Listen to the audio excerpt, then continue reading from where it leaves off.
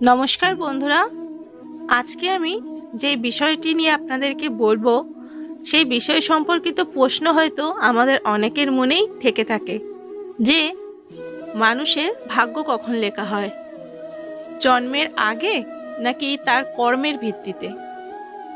এই বিষয়টি হয়তো আপনারা অনেকেই দেখেছেন যে যখন কোনো শিশু সোনার চামচ মুখে দিয়ে জন্মগ্রহণ করে, অর্থাৎ সে যখন ধনী পরিবারে জন্ম নেয়, আর অপরদিকে ঠিক একই সময় একজন শিশু অত্যন্ত গরিব পরিবারে জন্মগ্রহণ করছে।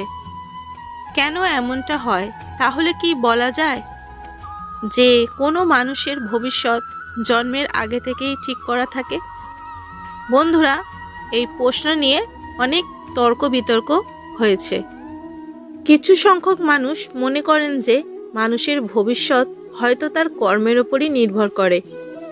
আমরা যেরকমই কর্ম করব তার ওপর ভিত্তি করে আমাদের আগামী দিনগুলি নির্ভর করে। আবার কিছু কিছু মানুষ মনে করেন যে আমাদের ভবিষ্যৎ পুরোটাই ভাগ্যের ওপর নির্ভরশীল, যেটা জন্মের আগেই লেখা থাকে। কোনটি আসলে ঠিক? কি বলছে আমাদের শাস্ত্র? আজকে এই বিষয় নিয়েই আপনাদের সাথে কথা বলবো। তাই আশা করছি এই ভিডিওটি দেখে আপনি সমৃদ্ধ হবেন। নমস্কার বন্ধুরা, আপনাদের সকলকে আমার ইউটিউব চ্যানেলে আরও একবার অনেক অনেক স্বাগত জানাই। আশা করছি ভগবানের আশীর্বাদে ও তার কৃপাতে আপনারা সকলে ভালো আছেন এবং আনন্দে আছেন। বন্ধুরা, এই কথাটি হয়তো আপনারা অনেকেই জানেন যে ভগবান শ্রীকৃষ্ণের জন্মের অনেক আগে আকাশবাণী হয়েছিল যে দেবকীর অষ্টম পুত্র কংসের বধ করবে। আর যেহেতু দেবকীর অষ্টম পুত্র কংসকে হত্যা করবে, এটা জেনে কংস ভেবেছিল যে সে জন্মাবার সাথে সাথেই তাকে মেরে ফেলবে। আর এই কারণবশত কংস তার বোনের সমস্ত সন্তানকে জন্মের পরে পরেই হত্যা করতে থাকে। এইভাবে যখন দেবকীর অষ্টম পুত্র জন্ম নেবার সময় হলো, তখন দেখা যায় যে সেই সন্তান শুধুমাত্র জন্মই নেয় না, এবং সে বড় হয়, শেষ পর্যন্ত কংসকে সে বধ করে। আর তিনি আর অন্য কেউ নয়, আমাদের সকলের আরাধ্য ভগবান শ্রীকৃষ্ণ।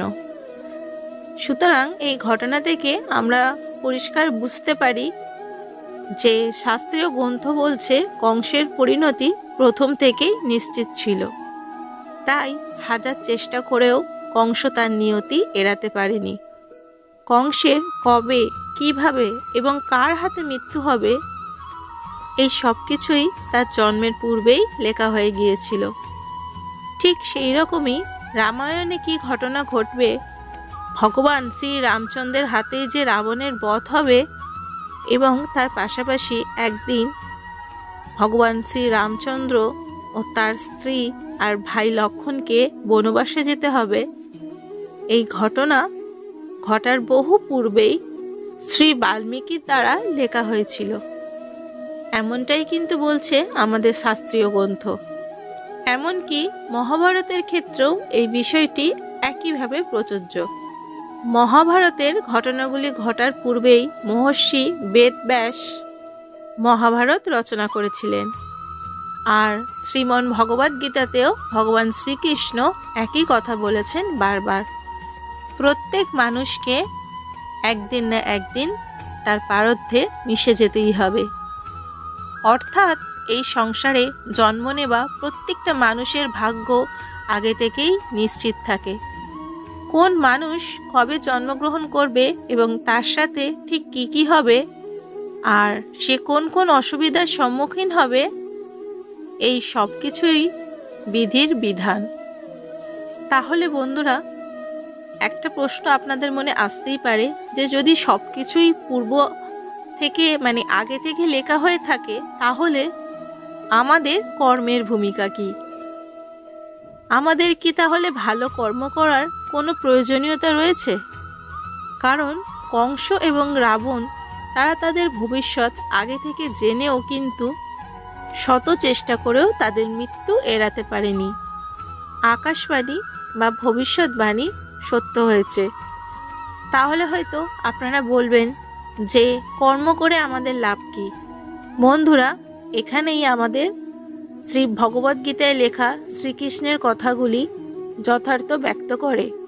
শ্রীমন ভগবদ্গীতা অনুসারে মানুষের এ জন্মের কর্মের ফল কেবলমাত্র এ জন্মের মধ্যেই সীমাবদ্ধ থাকে না, তার মনুষ্যরূপে এক একটা কর্মের ফল পরবর্তী জন্মের ভাগ্য নিয়ন্ত্রণ করে। তার এ জন্মে করা কর্মের ওপর নির্ভর করে ঠিক করা হয় যে পরবর্তী জন্মে সে গরিব ঘরে জন্মাবে নাকি ধনী ঘরে জন্ম নেবে, স্ত্রী হয়ে জন্মগ্রহণ করবে নাকি পুরুষ হয়ে, এমনকি কোন দেশে সে জন্মগ্রহণ করবে এবং কিভাবে জন্মগ্রহণ করবে, তার সব কিছুই নির্ভর করে এই জন্মে করা কর্মের ফলের ওপর। কোনো মানুষ তার এ জন্মে করা কর্ম অনুযায়ী কর্মফল ভোগ করার পূর্বেই যদি মৃত্যুপ্রাপ্ত হয়, তাহলে তার এ জন্মে করা কর্মের ফল তার পরবর্তী জন্মের ওপর বর্তায়। এই বিধির বিধানে কেউই বাদ যায় না, এমনকি মানুষ্যজনিতে জন্ম নেওয়া ভগবানও নয়। সেই কারণে ত্রেতাযুগে যেহেতু রামচন্দ্র বালিকে লুকিয়ে বধ করেছিলেন, তাই তার এই করা কর্মের ফল এই দাপর যুগে ভগবান শ্রীকৃষ্ণ রূপে ভোগ করতে হয়েছিল। শাস্ত্র অনুসারে ত্রেতাযুগের বালি দাপর যুগে জরা নামক ব্যাধ রূপে জন্মগ্রহণ করে ভগবান শ্রীকৃষ্ণের মৃত্যুর কারণ হয়েছিল। তাই শ্রীমন ভগবদ্গীতা অনুসারে মানুষের ভাগ্য তার জন্মের আগে লেখা হলেও সেই ভাগ্য মূলত লেখা হয় তার করা কর্মের ফলের ওপর নির্ভর করে। বন্ধুরা, এই সংসার হলো একটি রঙ্গমঞ্চ, তাই তার শুরু এবং শেষ স্বয়ং ভগবান। আমরা সবাই হলাম এই রঙ্গমঞ্চের এক একটি ছোট ছোট পার্ট, যাদের কোনো না কোনো উদ্দেশ্যে এই সংসারে জন্ম দেওয়া হয়েছে। আর সেই উদ্দেশ্যকে খুঁজে পাওয়াই হলো আমাদের প্রধান কাজ।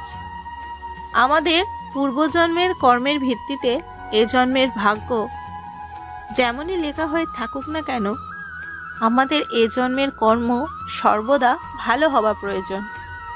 কারণ আমাদের এ জন্মে করা কর্ম আমাদের ভাগ্যে ঘটা ঘটনাগুলির পরিবর্তন করতে পারে। তাই আমাদের সকলের উচিত শুধুমাত্র ভাগ্যের দোহাই না দিয়ে আমাদের সকলকেই কর্মকে বেশি গুরুত্ব দিতে হবে। আর সেই কর্ম সর্বদাই হবে সৎকর্ম। আর কর্ম করার সময় ভগবান শ্রীকৃষ্ণের এই কথাটি সর্বদা মনে রাখা প্রয়োজন। আর তা হলো শ্রীমন ভগবদ্গীতার সবথেকে গুরুত্বপূর্ণ বাণী, কর্মেণ্য ব্যাধি কারস্তে ফলেষু গদাচন না কর্মফল হে তুবু মা তে সঙ্গহস্তব কর্মাণি। অর্থাৎ মানুষের অধিকার রয়েছে শুধু কর্মে, তার কর্মফলে নয়।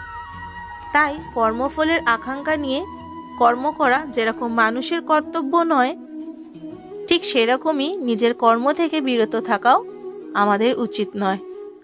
কারণ ভালো কর্ম করলেই তো ভালো ফল লাভ হবে।